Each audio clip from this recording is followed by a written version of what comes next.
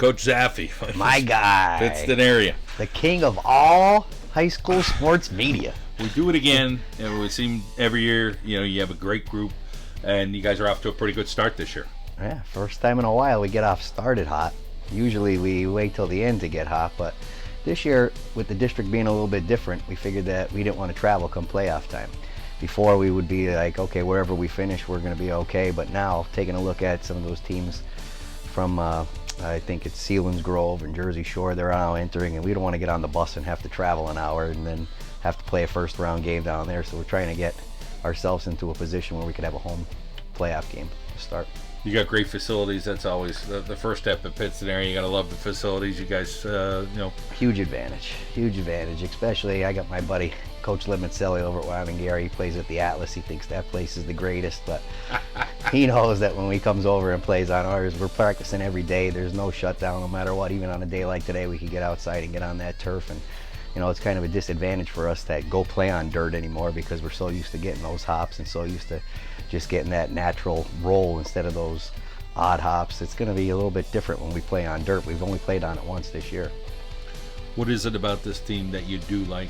Experience, talent, chemistry. There's a lot of factors every year in whatever team you have. We do have a lot of chemistry, believe it or not. I mean, the kids that are on our team, our junior core, really have been together since they've been 9 years old. I've been coaching them for a long time, and they know what to expect out of me, and I know what to expect out of them.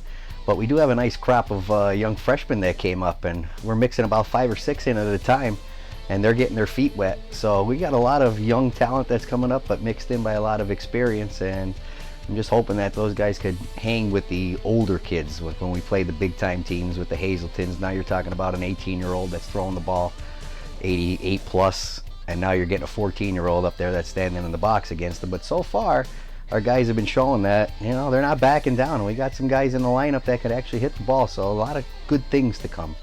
A lot of teams might have that one dominant pitcher, but things over the years have changed. You need more than one arm. You see, especially in the local college level, those programs as well. So talk about the arms at Pittston area and trying to develop guys as the year goes on. Well, again, that's just what we're talking about now. We got some very, very young guys that are on the mound. Yesterday, TJ Johnson was a freshman. He pitched for us, then he went 6 strong, and then we brought Anthony Cincetti in to close the game. We got Elijah Mead. That's really going to have some velocity. He's got to learn a little bit more control. We have a catcher behind the plate that's behind our starter, Sean Connors, Jake Aftevich, who's handling our pitching staff, and I think he could do the job right now. Our starting shortstop is Silvio Giardina. He's a freshman. Our starting left fielder is Dominic Eminarati. He's a freshman too. And again, like I said, they get in the box against guys that are men already, and they're just boys, and they're putting on a pretty good show for us. So hopefully those types of things continue. But we got one guy that just joined our team this year, and his name is Troy Davis. And we talk about it all the time with our coach. We said, what a stretch this guy's had in the last month.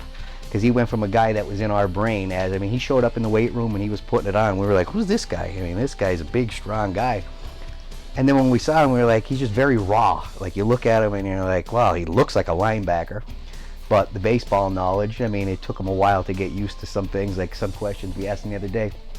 He went to get thrown out at third base, and I said, Troy, you can't make the first out at third base. And he goes, well, is that just a rule that you have, coach, or is that a baseball rule? And I was like, Troy, I said, I love you, buddy. But now Troy's starting to catch on, and just by his actions and what he's done on the field, he went from being a guy that we had put in the back of our mind as maybe a pinch hitter or maybe throwing a little bit off the mound to a team captain. And I'm not a big guy on averages. I don't know what they hit, but I know his average is way up there, and he went from being a guy that, like I said, was going to be a pinch hitter to now he's our 3-hitter. Good story. Yeah. Always love those stories. Yeah.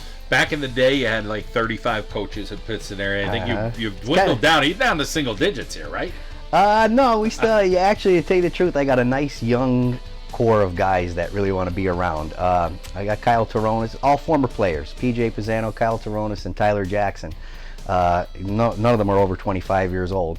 So they're all first-year guys. And then we actually have a volunteer coach who's a freshman who I love, Jimmy Noon. He's a guy that's just in my back pocket, always giving me a little bit of information, and he wants to be around the team. But all those guys perform something different for us, and the kids, they kind of relate to them a little bit more, and they're very enthusiastic. They're very energetic. They're bringing a lot to the team, and I couldn't be thankful. We're thankful. You're always about the great sportswear, the gear at Pittston. You guys, you got the greatest shirts, the greatest hats, the greatest hooded sweatshirts. You guys have it all. But you're something. You're loving it. Yeah. Let's talk a little bit about the playoffs down the road, and knowing teams from the Lackawanna League are going to be really good, as well as the Willamette Valley Conference. Teams. That 5A, no matter who we're playing in 5A, it's going to be rough. It's going to be rough because everybody's got at least that number one that you could say, okay, even if the team is not as strong as you might think they could be, that pitcher could shut us down. And so far, we've run into some really, really good pitching. Every team that we've played, we've heard things, we've looked at scores, we saw some games, and then when they come and they play us, every team that we saw so far had somebody that was really, really good. And we know that what we got to face when we go up to North Pocono. We know we got to face when we go to Abington. Paupack is really, really strong.